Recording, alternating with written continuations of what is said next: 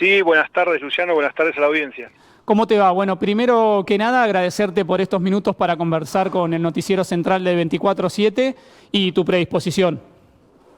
No, por favor, a disposición. Bueno, Osvaldo, un poco lo presentábamos en la grilla y hacíamos mención recientemente. ¿Cuál es tu visión de todo el panorama, no? Hemos hablado con diferentes actores de esta situación y el cuadro de tensión que se ve que es permeable, ¿no? Palpable, por decirlo de alguna manera, respecto tanto del lado de nación como de los gobernadores en cada una de las provincias. ¿Cuál es tu visión al respecto? Bueno, la que hemos tenido desde un principio, Luciano. Yo he manifestado públicamente una vocación de diálogo, eh, lo he hecho en la Cámara de Diputados, previo a lo que fue el dictamen de mayoría que tuvo 58 firmas sobre el proyecto de ley ómnibus, con 35 firmas en disidencias, donde estaba la representación que planteábamos nosotros en cuanto a cuestiones que tienen que ver con la provincia de Neuquén y que la veíamos injustas para poder ser abordadas como lo planteaba el oficialismo. Eso no significaba darle las herramientas al Poder Ejecutivo Nacional. Yo acompañé en general el proyecto de ley ómnibus, acompañé el artículo 1, 2 y 3, que tenía que ver con facultades para poder atender esta grave crisis económica que tenemos en el país. Yo he sido claro que no responsabilizo a la actual gestión del presidente Milei, sino que esta es una situación que venía ya desde el año pasado en la administración de Alberto Fernández, el expresidente, que realmente no fue la mejor. Eso dejó una inflación del 220%, una pobreza del 50%, una balanza comercial desequilibrada, índices macroeconómicos muy complejos que hay que abordarlos rápidamente para resolver la situación. Pero ese acompañamiento no era un cheque en blanco. Dijimos claramente que en las cuestiones que hacían a la provincia de Neuquén, como por ejemplo la ley 25.585 de zonas frías, que nos da un beneficio por ser productoras de gas, y por otro lado también en la tarifa de gas, nos opusimos. El artículo cuarto, inciso H, nosotros planteamos nuestras diferencias desde el principio con los funcionarios nacionales, lo que no significaba obviamente romper el esquema de diálogo que seguimos sosteniendo, y creemos que ha llegado el momento de que el presidente convoque a los gobernadores de las provincias argentinas para poder ir en búsqueda de un nuevo pacto fiscal que garantice metas y objetivos claros desde el punto de vista económico, que den previsibilidad para poder atender rápidamente la situación económica tan compleja que está viviendo el país. Entendido, está claro cuál es el concepto. Diputado, al respecto del escenario bueno, que le consultaba recién, ¿cómo se lleva, cómo avanza esta situación en este escenario complejo? Digo, ¿cómo resuelve esta mención, ¿no? Al haber sido colocado en esta especie de caja negra, como llamaba en un instante, en un momento, el presidente Javier Milei? ¿Vuelve a tomar diferencia usted en este escenario al pedir y al considerar que el diálogo es la manera pertinente, ¿no?, de llevar a cabo las negociaciones? Bien sabido es, lo decíamos recién, que el escenario se presenta un tanto complejo debido a la tensión que permanece, ¿no?, en este tipo de situación, referido a lo que es la situación entre Ignacio Torres, el reagrupamiento de los diferentes gobernadores de la provincia. ¿Cómo ve todo este panorama? Nunca he tenido en mi vida política, Luciano,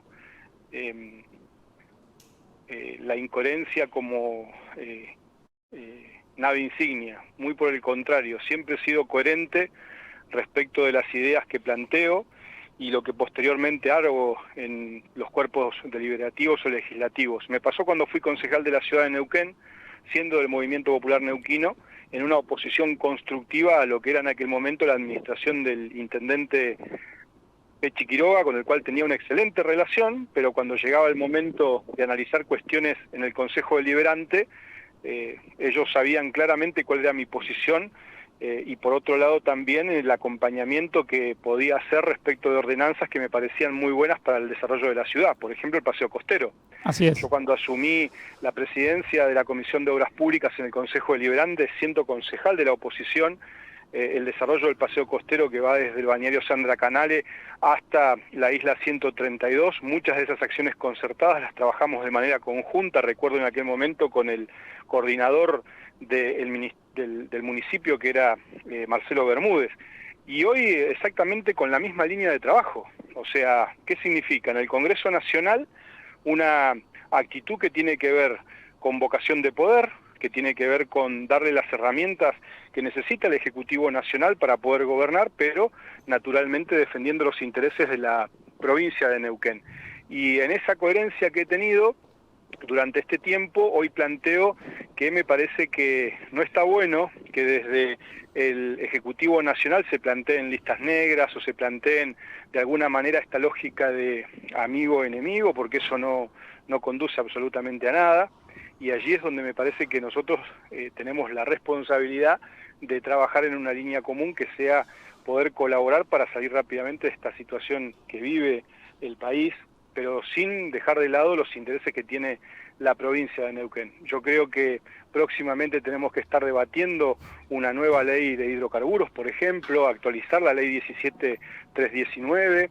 Allí había muchos puntos en común en ese capítulo, en lo que hace al proyecto de ley ómnibus. Me parece que es muy bueno poder maximizar la renta petrolera, los ingresos que tiene la provincia en materia de regalías, y por otro lado también poder maximizar en ese sentido la renta en función del transporte de energía, fortalecer el sector midstream, que me parece que es muy importante. No solamente se trata de extraer, sino también de transportar para luego poder exportar tanto gas como petróleo, lo que impacta decididamente en nuestra provincia. Ahora, eso tiene que ser, Luciano, con reglas de juego absolutamente claras y dando seguridad jurídica. Por eso también he manifestado públicamente que yo no estoy de acuerdo con este planteo que ha hecho la provincia de Chubut, más allá de estar de acuerdo con que la provincia tiene todo el derecho a reclamarle al gobierno nacional sobre lo que ha sido la retención de 13.500 millones de pesos por una deuda que sostiene la provincia con la nación en función de uno de los fondos fiduciarios, que es el desarrollo de infraestructura provincial, que lo heredó el actual gobernador Torres de la anterior administración provincial, en acuerdos que hizo esa administración con la nación, y que de alguna manera estaba como garantía la coparticipación, y que naturalmente a partir del diálogo se podría haber evitado esta situación. Ahora, de ahí a plantear que se deja de proveer gas o petróleo a la nación, me parece que es un error conceptual desde el punto de vista jurídico, porque naturalmente eso primero no se puede hacer, ¿no? Porque Sí. si bien las provincias argentinas son los dueños originarios del recurso,